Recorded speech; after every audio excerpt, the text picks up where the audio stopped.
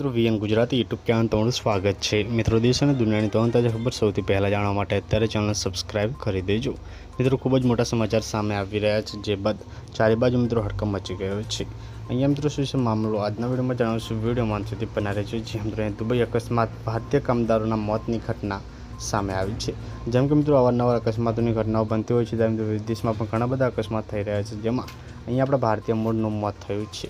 જેમ મિત્રો અહીંયા વાત કરીએ તો મિત્રો દુબઈના અમીરાત રોડ પર મિની બસ અને મિત્રો ટ્રક વચ્ચે ભયાનક અકસ્માત થયો છે।